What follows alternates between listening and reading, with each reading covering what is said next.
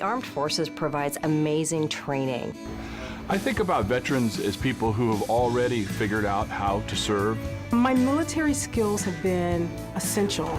Hiring veterans is a great business case. They're the best employees we have. They're flexible, hardworking, and they're used to a global workplace. If that isn't an asset to any company, I don't know what is.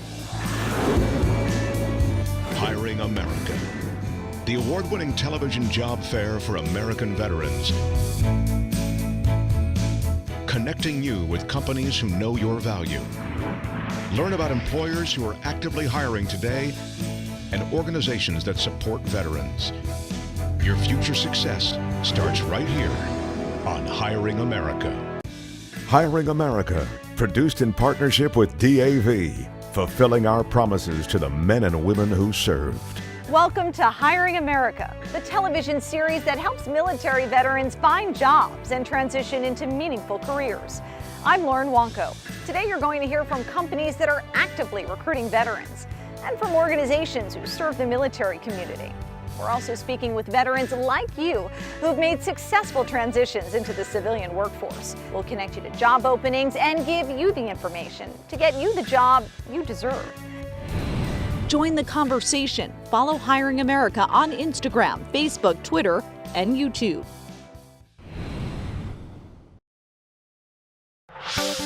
Before becoming a successful motivational speaker and author, Staff Sergeant Tim Payne was a paratrooper facing a challenging transition to civilian life.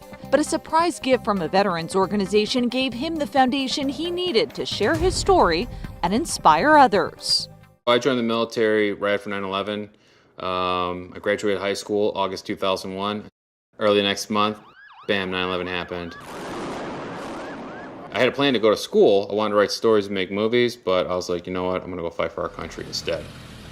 And I signed my contract and left for infantry school. We deployed immediately to Iraq because the unit was already there doing combat operations from the initial invasion. And that was my first combat tour, so I was there from September 2003 to February 2004. I got orders to a place called the Devil's Playground in Kandahar, Afghanistan. We were going in and expected to lose 40% of our men. So it was like a huge reality check. And I was a squad leader, and I was in charge of around 20 guys. So the Taliban were attacking our base, and I'm on the wall, and I'm just machine gunning these Taliban guys down. I had a supernatural encounter with God while I was there, and he was telling me that if I live by the sword, I die by the sword. So I was like, this is weird. I was like, I never believed in God or anything like this. Is this God or something? And he's like, yes. I was like, don't kill my guys. I was like, I know we're gonna go into a heavy fight. If you're gonna take anybody, just take me, not my men. The next day, my platoon sergeant, he's like, we gotta go out there and blow up that position. And since you didn't lose any soldiers, you're gonna go, it's the last patrol. We go out there, as soon as I'm out there, bam, I get blown up. It was a brutal experience. I could see right through my arm. I had like a major surgery, and it was a long recovery process. I've had to fight through medication addiction. I was suicidal from experiencing all these things that I went through. I was married at the time, and my relationship with my wife kind of completely deteriorated. I ended up getting divorced, and when all that stuff happened, that's when Operation Coming Home, the U.S. Veterans Corps, and the Home Builders Association of Raleigh kind of like came in.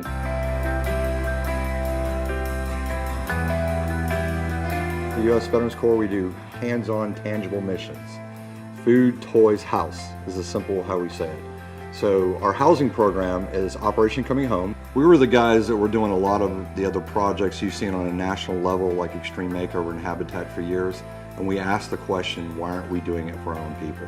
So we said, okay, we can do this. We're all part of the Home Builders Association out of Raleigh County. And what Operation Coming Home really is all these vendors give up all their time and materials to complete this project. This house has been such a blessing. I've gone through a traumatic event, and I had to learn to heal, and I wouldn't have been able to do it without the support of the community and these other nonprofit organizations that really came in to really help me. Operation Coming Home in the very beginning, we thought it was just the house. It's different. It's a help, and a lot of times it's been the first domino to go over that has helped them for the other things they've done in their life. If you watch someone like Tim Payne, you will see the things that he did from the time that he entered this house to what he's done for his own organizations, to sports, to you name it. That's remarkable.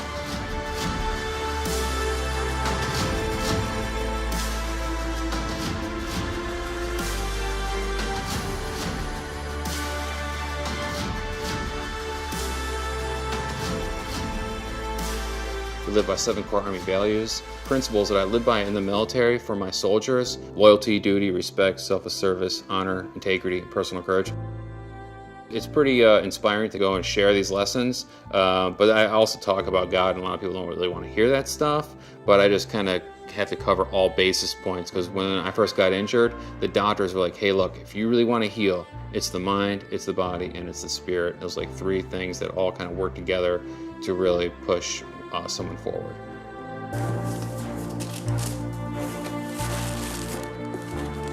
After getting through the healing process, it's like an obligation for me to get out there and to help inspire others get through the same process. And I want to get out there and try to kind of like be like a beacon of light to kind of show them that hey, you can get through this, and stay motivated, because there are people out there that care a lot.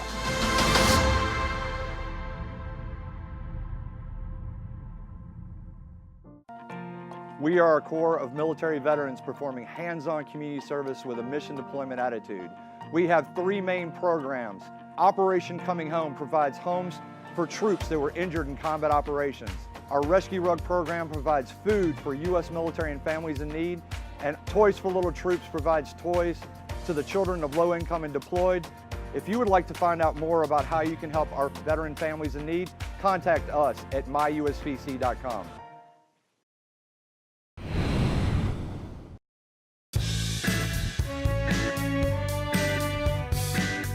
7-Eleven is the world's largest convenience retailer and a natural fit for a veteran with an entrepreneurial spirit.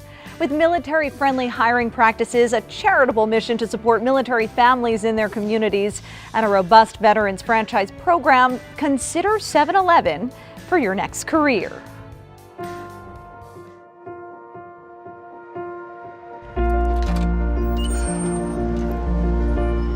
When you look at the numbers, veterans, they are the best that we have to offer in our overall franchisee base.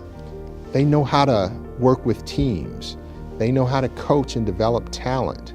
They can react to changes or things that were unexpected inside of the business environment. It's a very smooth transition for our veterans, because what they saw in the military and what they experienced in the military, I think they get a lot of that same feeling of camaraderie and family and sense of purpose that a lot of them are looking for when they come to 7-Eleven.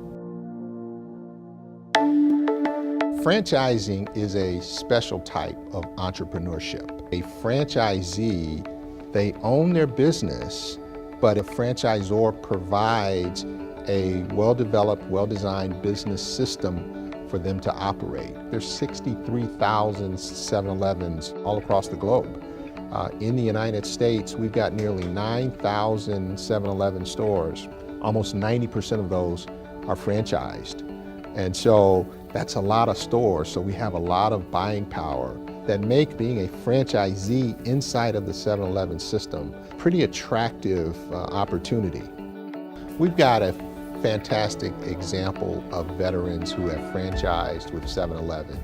Charles and Teresa Williams transitioned from the military just a few years ago. They embody those skills, those characteristics that we have seen successful franchisees demonstrate. It was scary at first because it's not easy to just get out after doing the same thing for 24 years. I wanted him to kind of show me that he was ready to get out, making sure that he understood that being in the military and being in the civilian sector was going to be different. One of the biggest challenges I've seen with transitioning veterans is that they oftentimes are not as confident about what they bring to the civilian or the private sector. You got a lot of questions going on in your mind. Am I going to do this? Am I going to be successful at this? I tell them, you bring something that is probably the most difficult thing to coach and to teach, and that's the leadership skills. We can teach you how to run a convenience store. In fact, we spend a lot of time teaching you how to run a convenience store. What's harder to do is to teach those leadership skills. And our veterans have spent years, in fact, some of them have spent their entire career developing those leadership skills. And I think that's one of the reasons they are so successful. After being in charge of 300 people, my leadership skills, my training skills, I mean, I'm marketable. I thought about it. Well, why work for someone when I can open my own business? The first store that Charles and Teresa received was in July 11th, 2012. And now, 5 years later, they have 3 stores and they are working on now their 4th store. The one thing you're going to find with Charles is he is very humble. How you doing? Nice meeting you. All right. And his humility level of like, hey guy, you know, you have 3 stores. He's like, no.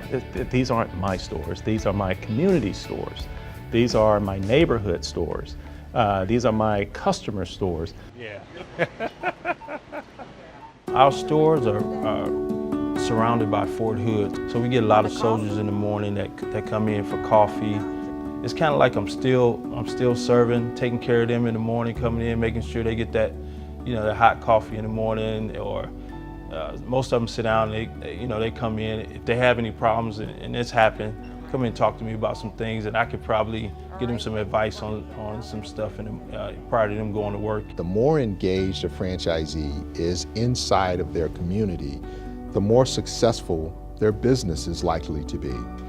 And the more successful their business is likely to be in a shorter period of time. So as our veterans have become franchisees inside of our system, they engage the community. All right, thank you. Have a good day. Not just because it's good for their business, it's because they're wired for service. And being wired for service, as I mentioned, just happens to be great for the business. So it's really a great fit. When I came on board, I started out working in a store. That was my first role, was a store manager. And then I worked my way to a field consultant and on to a franchise sales manager. So it wasn't, that I'm out here saying, hey, come and franchise 7-Eleven without knowing what that's like on a day-to-day basis. When you look at all levels of our company, there's a significant veteran presence throughout, and that goes from executive level all the way down through middle management and even at store level. We have a very impactful veterans initiative that offers a substantial discount to veterans. If you transitioned out of the military within the last 5 years, that discount is 20%. If it was longer, then it's 10%. We also finance for veterans. When I get into something, I want to advance. You want to continue to climb that ladder, and I learned that from the military also. Thinking about getting our 4th store, and it's on the way. We're going to sit down and talk about it, and we're going to make it happen.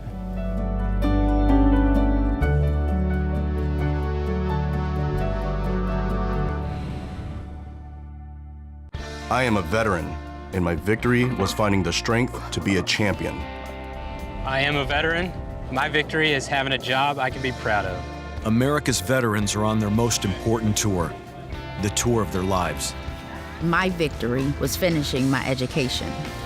Mine is proving a disability is not a limitation. At DAV, we're on a mission to help veterans get the benefits they've earned. My victory is having my new battle buddy. As veterans face their challenges, DAV is there to help for victories great and small.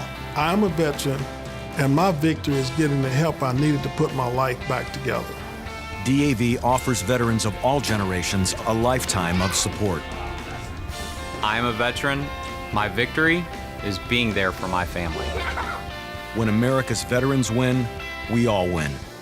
Help us support more victories for veterans. Go to DAV.org. My name is Aaron Joseph Harper, and I'm from Rochester, New York. What I wanted to do when I grew up was to become a fighter pilot in the Marine Corps. During my deployment to Desert Storm, the Iraqis were close enough to us and they would launch 16-foot-long missiles at us, or rockets. And during one of those attacks, I ruptured a disc in my lower back and wound up being in a wheelchair. When I was told that I would have to be medically retired, it was really devastating. I didn't know how to handle that news. I got to change my dream. And how do you do that? You know, how do you just come up with a new dream?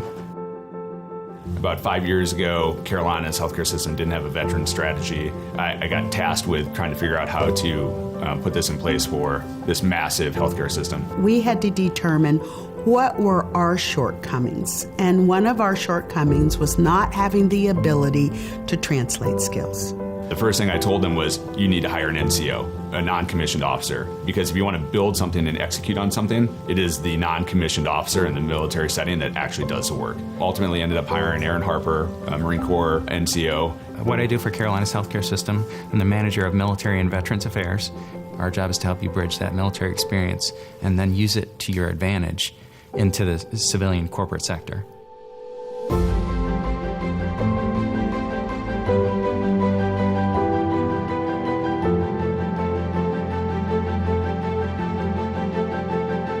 There is a pretty big adjustment. So you go from getting shot at or not getting shot at to coming here and normal life, so to speak.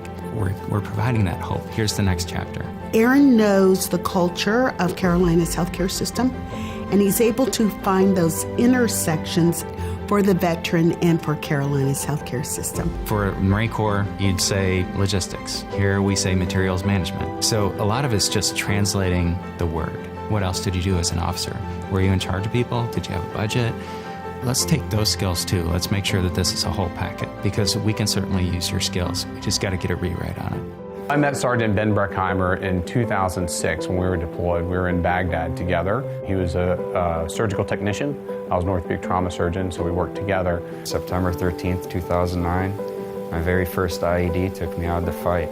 And unfortunately, I ended up on the OR table instead of being on the side of it. But it wasn't for a few years later that something just flipped in my head where I look at things at a whole 180 from then now. I actually recruited him to come here with Aaron Harper's help with Human Resources here to come on in and work with us here in the operating room. The teamwork concept of CHS welcomed him in and really made him part of the team. I love the rush of feeling patient come crashing in and all hell's breaking loose, but you're mentally prepared for it. You know what to do because you've done it so many times before.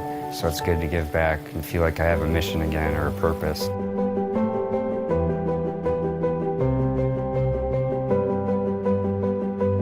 The National Economic Council says that healthcare in the United States is going to be short 1 million jobs. And here we have a bunch of military medical professionals with decades of combat experience who are coming out of the military. They're getting pushed into jobs that they're way overqualified for. And so Carolina's looked at this and said, we want people who can operate in a complex environment because that's what healthcare is. Well, who better than military veterans? These are the type of people that we want solving problems with us. We want to take advantage of the leadership skills that you have, those things that you learn. I can deal with stress. I can deal with multi-parts moving at the same time. I can deal with hundreds of people on the field and keep them safe. So I want that here. I want that out of anybody here. The mission in the Marine Corps, take care of our country. The mission for here, to take care of our patients and our teammates. As I work with other employers that recognize veterans, it's about respect. Respecting service and respecting sacrifice, and providing them an opportunity to continue to serve at the highest level. The new dream now is that I get to help military members and veterans and their families. I get to be a part of that. That's dream B, dream part 2. I get to live it.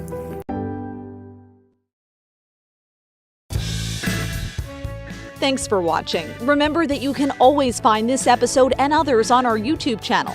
Reach out to us at hiringamerica.net or on Instagram, Facebook, Twitter, and YouTube. We want to hear your stories, questions, and comments. Join us again next week right here on Hiring America. Hiring America, produced in partnership with DAV, fulfilling our promises to the men and women who served. Promotional consideration provided by JetBlue, a proud employer of those who served.